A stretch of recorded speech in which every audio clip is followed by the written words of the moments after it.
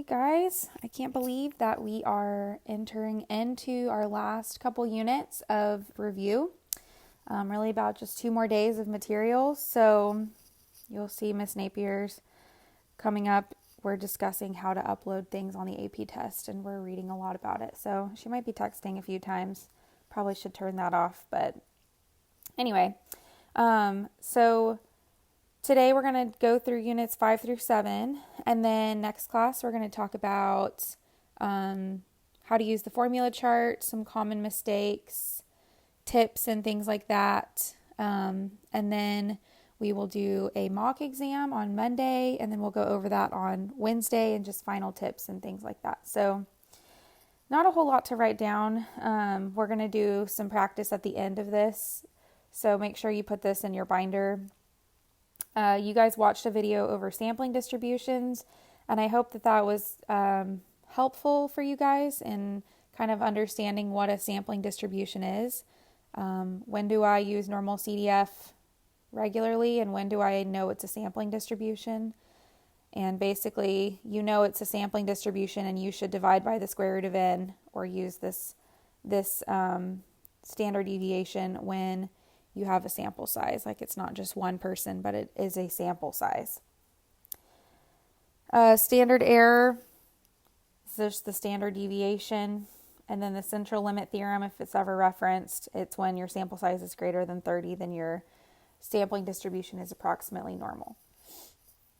We're going to talk about confidence intervals and hypothesis tests today. And your homework is going to be identifying which type of test the prompt is. That's a really big deal, and just being able to identify. I'm pretty confident that you guys will be able to complete the steps and the conditions, especially if you have your notes in front of you, but being able to identify the type of test is going to be the most important. So confidence intervals, here's kind of the notes about that, some definitions. Remember, point estimate is always in the center, and I think this is even on your formula chart, but your point estimate is the sample mean, so it's either p hat or x bar, or if you have two samples, then it's p hat 1 minus p hat 2, or x bar 1 minus x bar 2. But it's always in this, that's your center point, it's your midpoint of the entire interval.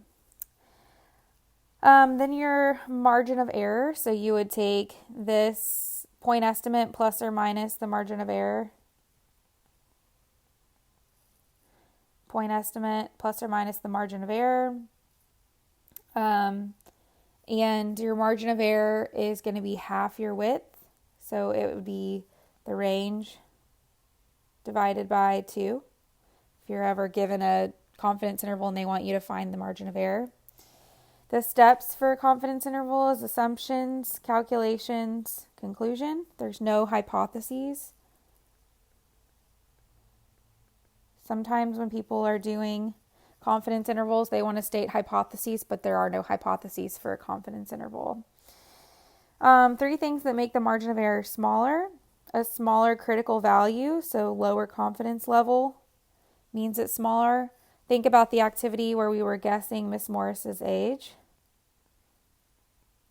And I said, if you can guess it within 10 years, within 5 years, within 1 year, you have more confidence, higher confidence with a larger range, but then you have lower confidence whenever I said guess it within 1 year.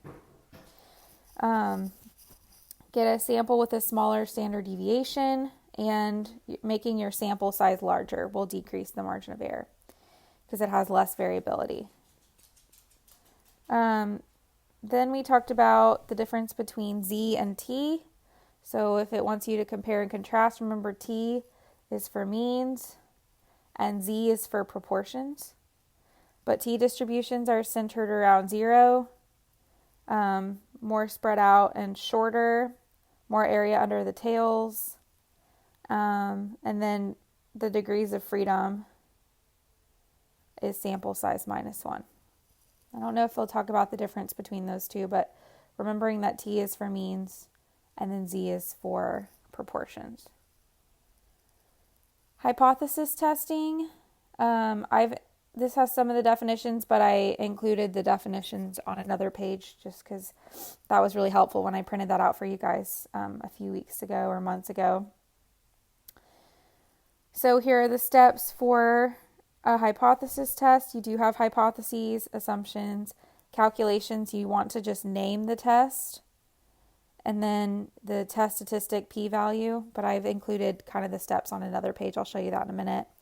And then in conclusion, just making sure that you're linking your p-value to your alpha. That's linkage, because if you don't do that, then they're not going to give you any credit for it.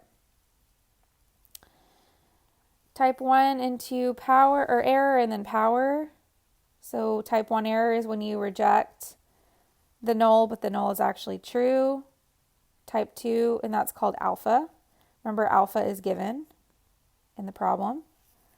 Type 2 error is when you fail to reject the null, but the null is actually false. That's called beta. If you want to put the symbols, you can. And then A and B are, that should be alpha and beta, are inversely related. So remember, you choose alpha, and then beta is affected by that. So if you think that a type 1 error is more consequential, then you'd want to choose a really small alpha. But if you think a type 2 is really the most consequential, then you'd want to choose a larger alpha that would then in turn create a smaller beta. Every decision has the possibility of making an error. And then the power is when you correctly reject. So correctly reject a false hoe. There are 3 things that can increase power: increasing alpha, increasing your sample size, and then increasing the difference between your null and your alternative hypotheses. So having this chart is going to be helpful. Just knowing what increases power and then what happens to type 1 and type 2 because of that. The next page that I included for you guys was all of the definitions. So this has definitions of sampling distribution, confidence interval, hypothesis test, what is a test statistic, what is a significance level, the interpretation of p-value. I just know that's going to be on there. I really do. And if it's not, then my bad. But I just think that is just so important. Assuming the null hypothesis is true, the probability of obtaining the test statistic or something more extreme. Writing that word for word. And then the difference between interpreting an interval versus a level. Remember, the interval is kind of like your conclusion and your confidence interval write-up. But interpreting the level means like it doesn't even have the interval in your answer. It's like if you repeated this sampling over and over and over and over, then you would actually capture the true proportion or the true mean 99% of the time. So using that word capture is like a capturing the true parameter. It's not always proportion, could be mean, but that's like your keyword for interval. For level. The next page, I included all of the different types of tests. So one sample T, remember that T is for means. So I'm going to put means,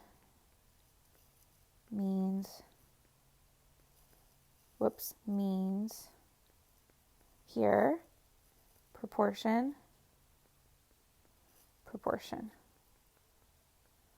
here.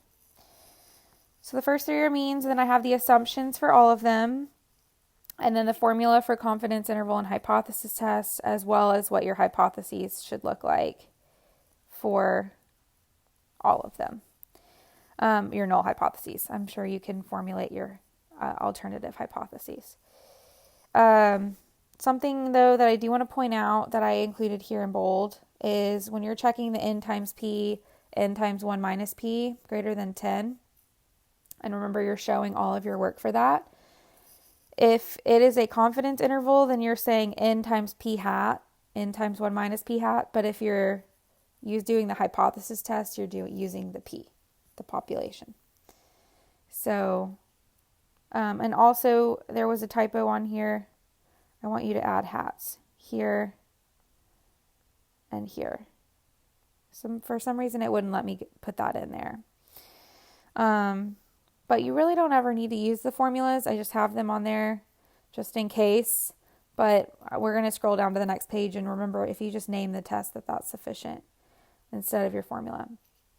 You do need to include degrees of freedom, so I've included how to get those on each one of these.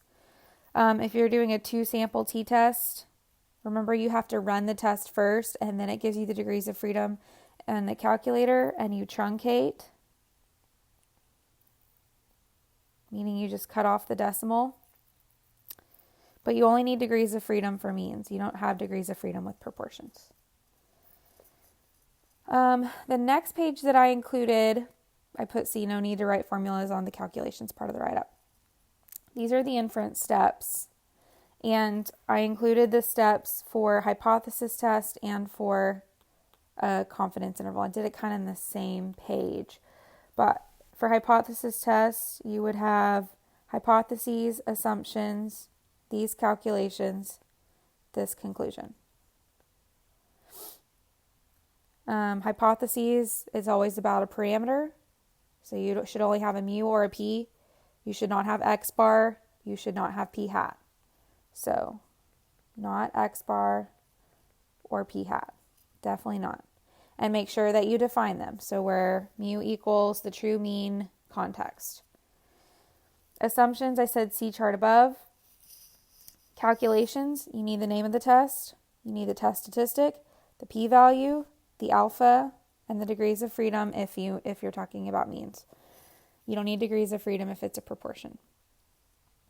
I know alpha is given to you in the problem, but you need to restate it in your calculations part. And then conclusion, I'm pretty confident that you guys have the conclusion down. For confidence intervals, you will do the same assumptions. Use a different color highlighter. You'll do the same assumptions, these calculations, so the name of the test, the critical value, which is either Z star or T star, degrees of freedom if means, and then your actual interval, and then conclusion. So we are blank % confident that the true mean, difference of means, proportions, difference of proportions of context is between blank and blank. So make sure to reference this if you're having to do a full write-up. I don't anticipate that you'll have to do a full write-up on the test. I just don't know if they would have time for that, but who knows? We'll have it there just in case. Okay, so this is the last thing that I kind of want to go through with you. I hesitated to include it, but I noticed that the AP review sessions on YouTube did include how to calculate power. I just don't know if it'll be on there or not, but I'm gonna teach it anyway, and I want you to have it to reference just in case. It just seemed interesting that they spent almost an entire day on type 1 and 2 error and then calculating the power. So let's look at this example together. It says a large high school in Plano is concerned that too many of the seniors have contracted the senioritis 20 virus. The administrators have decided that if more than 30% of the seniors have the virus, they will cancel spring break. To make this decision, they will select a random sample of 50 seniors and have them tested. So let's go through this review really quickly of just kind of the chart. It never hurts to have the chart in front of you or have that for reference. But if you reject the null hypothesis, but the null hypothesis is true, that means that you have made a type 1 error, and that is your alpha, or the probability of that is your alpha. If you reject the null hypothesis and the alternative is true, then you have power. That means you correctly rejected. If you fail to reject the null hypothesis and the null hypothesis is true, then you've made a correct decision. It's not power, it's just correct. And then if you fail to reject the null hypothesis, but the alternative is true, you've made a type 2 error, which we call beta. So just kind of have that in your back pocket. Remember, if you reject, then you only could have made a type 1 error. And if you fail to reject, you only could have made a type 2. You can't fail to reject and make a type 1 error. So it wants us to state the appropriate hypotheses for this significance test. So let's go back to the original problem. If more than 30%, they will cancel spring break. So the null hypothesis is that P equals 30 or 0.3, and the alternative is that P is greater than 0.3, where P is the true proportion of seniors who will have, remember, you either do future tense or present tense, but no past tense. No past tense. You should go back up to the last page and put that in for your hypotheses. No past tense when you're defining your parameter. Who will have senioritis 20 virus. Okay, the next one, it says describe a type 1 error in this setting. So the type 1 error means that I've rejected the null hypothesis, but the null is true. So if I've rejected, then I say there is sufficient evidence to suggest more than 30% of seniors will have senioritis 20 virus, when in reality it equals 30%, it's less than 30%. You could say or less than 30%. So there is sufficient evidence to suggest the HA, when in reality the HO is true. Okay, I want you to try part B. So I said there is not sufficient evidence to suggest more than 30% of seniors will have senioritis 20 virus, when in reality it is actually more than 30%. So I don't have enough evidence. I've failed to reject, but in reality I do have more than 30%. So from the administrator's perspective, which error has a more serious consequence? So to me, an administrator would be in big trouble if they didn't cancel spring break, but they should have. And so that would be a type 2 error. Type 2. Because spring break would not be canceled, but it should have. And more people will get sick. So the administration could be in big trouble for that. They should have canceled spring break just to be cautious, and then they didn't, and then everybody gets the virus. Okay, so let's do this last part, and this is calculating power. So the first thing that we want to do, so if it's under the assumption that the null is true, well, the null hypothesis is that P equals 0.30. So to draw a picture of my sampling distribution, well, the picture, I think it's probably going to be a normal distribution. To check if it's a normal distribution, that's the n times P, n times 1 minus P, which in this case would be 50 times 0.3, 50 times 0.7. Those are both greater than 10, so my picture is going to be a normal curve where it's going to be centered at my null hypothesis, which is 0.30. Now, it's a greater than test, and I'm going to decide what is my rejection region, like where will I reject, where will I fail to reject.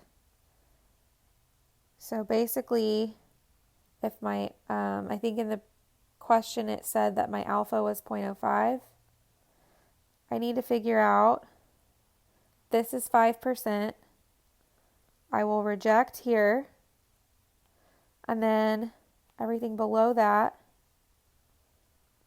I will fail to reject. So I need to figure out what's my cutoff point of where I reject versus fail to reject. Like basically, what does my sample, my p hat need to be in order to figure out where I reject versus fail to reject. So to figure that out, I'm going to say inverse norm, 0.95. This is the 95th percentile. My mean is 0.3.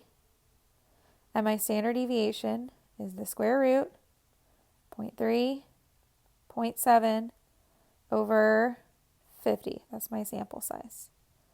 So if you type that in your calculator, you should get p hat equals 0.407.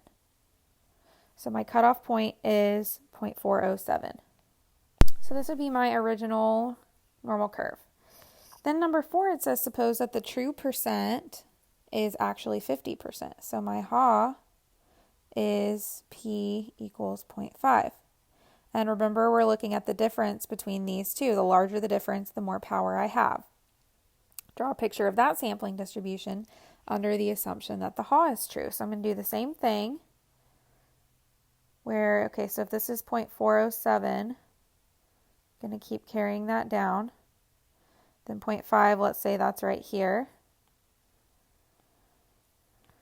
My center is at 0.5.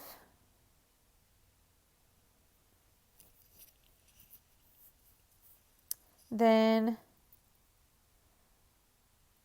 let's see, 0.5. This is p hat equals 0.407.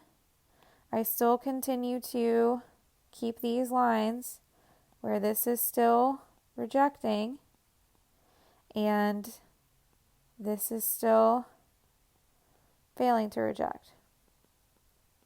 Now, we know that anything to the right of this line is a correct decision, like you did the right thing. So then I would label this as power, which would mean the complement of power would be making a type 2 error. So this would be a type 2 error. Power, they add up to 100%.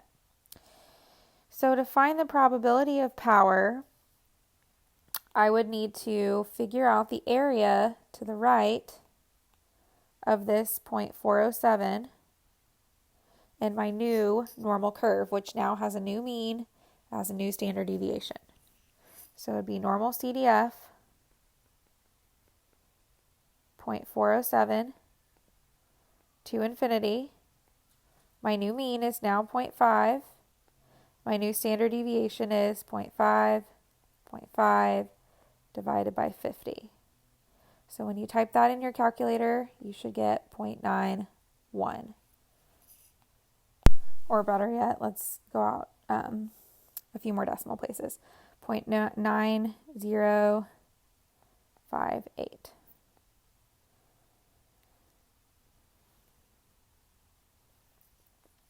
So then the last question, it says, in this setting, the power of the administrator significance test is 9.1. Oh, it told me that.